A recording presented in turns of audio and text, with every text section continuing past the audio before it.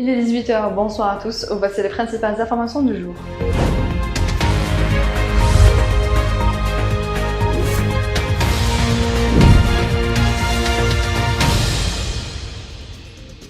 La Cour d'Alger a confirmé ce mardi le verdict prononcé en première instance à l'encontre de Saïd Bouteflika, ancien conseiller de l'ex-président défunt Abdelaziz Bouteflika, soit une peine de 8 ans de prison ferme dans l'affaire de financement occulte de la campagne électorale de la présidentielle annulée d'avril 2019. Le verdict de première instance, 4 ans de prison ferme prononcé par le pôle pénal économique et financier du tribunal de Sidi Mohamed Alger contre Ali Haddad a été également confirmé.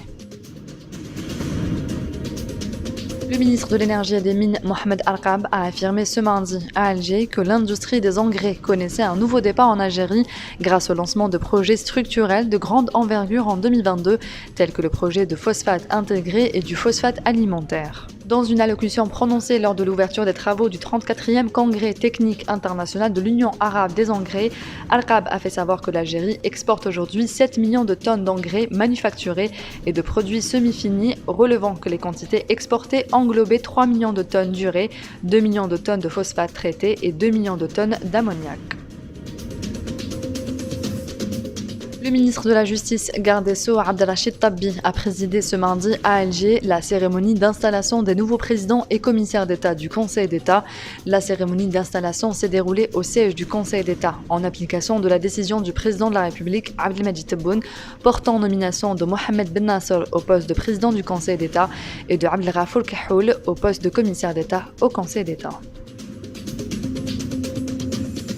Le ministre du Tourisme et de l'Artisanat, Yassine Hamadi, prendra part à la 65e réunion de la Commission régionale de l'Organisation mondiale du tourisme pour l'Afrique, prévue du 5 au 7 octobre en Tanzanie, indique ce mardi un communiqué du ministère. Prendront part à cette réunion les ministres du tourisme de plus de 54 pays africains pour discuter de l'avenir du tourisme dans le continent.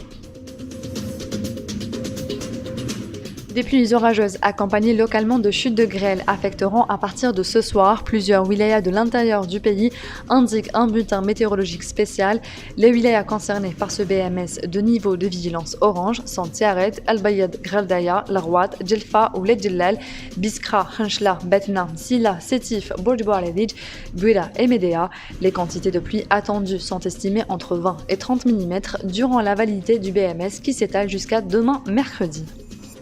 C'est la fin de ce journal, merci d'avoir suivi, on se retrouve demain à la même heure sur nos réseaux sociaux.